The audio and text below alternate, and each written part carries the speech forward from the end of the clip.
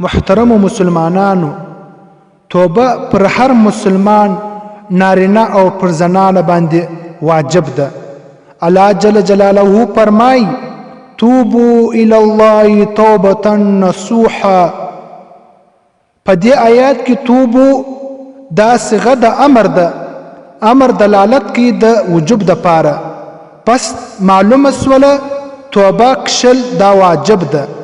کچيري مؤمن مسلمان ته په خبره باندې علم وسي چې دا ګناه ده، بیا پر هغه مسلمان باندې لازمه ده، ضروري ده چې دی به د هغه خبرې څخه بعد به دی توبه کاږي. ځکه چې نبی علیه الصلاة والسلام فرمایي که څوک د الله دیدار غواړي او الله د ده دیدار غواړي، که څوک د الله دیدار نه خوښوي، الله جل جلاله د ده دیدار نه خوښوي. قدرمنو مسلمانانو، د الله د دیدار څخه مراد دا دی چې الله جل جلاله ته توبهګار سي، دم پر دمه د الله جل جلاله توبهګار سي. یو واقع راوړي چې یو سړی ولو چې کله به د ده څه ګناه وسوله، د ده څه یو کتابچه وله، ده به دستي په هغه کتابچه کې به خپله ګناه لیکله. یو وخت کې داسې پیښه سوله چې د ده څه ګناه صادره سوله وسوله، د خپله کتابچه راوکشله او په هغه کې ګناه لیکله. چې کله د هغه کاپي خلاصه کله، په هغه کې لیکل سوي وو: فاولئک یبدل الله سیئاتهم حسنات. دا کې ولیکل معلوم سوله چې مستا ټول کشنی کشنی ګناهونه په نیکۍ بدل کړه. قدرمنو مسلمانانو، دا صرف د هغه سړي د ګناو برکت و چې ده به ګناه وکړه، د هغه بعد به دستي د په خپله کتابچه کې لیکله. بله واقعه راوړي چې حضرت عمر بن خطاب رضی الله تعالی عنه به دی به د مدینې په کوڅو کې کلی. یو وخت کې دی د مدینې په کوڅو کې را روان ولو، یو نوجوان شرابي و، په بغل کې بوتل د شرابو راخستی و. چې کله حضرت عمر مخ ته رالی، دی ډېر ګبراو سو او ډېر پریشانه سو. حضرت عمر رضی الله تعالی عنه پوښتنه ځه وکړه چې ای نوجوانه، ستا په بغل کې څه شتی؟ دغه جوان ډېر شرمنده سلو او ډېر سوچمن سلو چې زه به اوس دغه امیر المؤمنین ته څه وایم. په زړه کې دی صرف پښیمانه سو او الله جل جلاله ته توبهګاره سو په زړه کې چې ای الله، ما ستا سره وعده ده که چیرې تا زما عزت نن بچاو کړي، زه به انده دپاره شراب نه وڅښم. چې کله د خپل امیر المؤمنین ته وویلې چې په دې کې سرکه ده، حضرت عمر رضی الله تعالی عنه ته وویلې چې ته یې راښکاره کړه.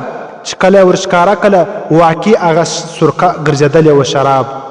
تی غور وکړي چې صرف دا کس د مخلوق د بیرې د دوی توبهګاره سولو او د مخلوق د بیرې د ده ګناه او توبه قبوله سوله. د دې په خلاف که چیرې نن سبا څوک والله جل جلاله ته د خپلو ګناو توبهګاره سي او توبه وکاږي، پښیمانه سي، نو به الله جل جلاله د ده ګناونه او د ده کم ډېر ګناونه دي هغه به ور معاف نه کړي. قدرمنو مسلمانانو، توبه الله جل جلاله ته ډېره خوښه ده. یو وخت کې یو چا د عالم څخه پوښتنه وکړه چې څوک بنده د خپلو ګناو توبهګاره سي، دا څنګه معلومیږي چې آیا د ده ګناه د ده توبه قبوله سوه او که نه؟ عالم ورته فرمایي چې د قبولیت دپاره یو څو علامات دي. اول علامه خو دا ده چې تا توبه وکشله، بیا به هېڅکله ګناه نه کوې، د ګناهو څخه به ځان ساتې.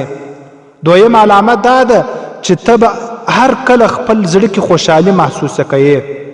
درېیمه علامه د توبې د قبلېدو دا ده چې هر وخت به ستا و مخ ته رب حاضر وي، چې ته کله د ګناه وخت راسي، ستا په زړه او ستا مخ ته الله حاضر وي. څلورم، ستا به هر کله د نیکانو خلکو به صحبت وي او د ګناهګارانو بدکارانو په مجلس به ته پرهیز کوې. پنځم، د دنیا لږ مال ستا په خیال کې به زیات وي، ستا څه به لږ مال سره وي لیکن ستا به زیات مال ګمان وي پر هغه باندې. شپږم، ستا په زړه کې به د الله جل جلاله احکام الهي مشغوله هر کله به ستا زړه د الله په احکامو کې مشغوله وي. اووم ستا پر ژبه باندې ستا په خپله ژبه باندې قابو به یې، یعنې ته په خپله ژبه قدرت لرې، همیشه به سوچ فکر وې چې دا خبره زه وکم آیا په دې کې ګناه ده او که ثواب. قدرمنو مسلمانانو، الله جل جلاله دې موږ ته د صحیح توبې کښلو توفیق دراکړي چې الله پاک ته توبهګاره سو او 24 غنټې کې یو وخت ځان ته معلوم کو چې دا وخت کې به زه توبې کاږم. الله جل جلاله ته الله پاک ته پر دې خبرو باندې د عمل کولو توفیق راکړي. وآخر دعوانا ان الحمد لله رب العالمین.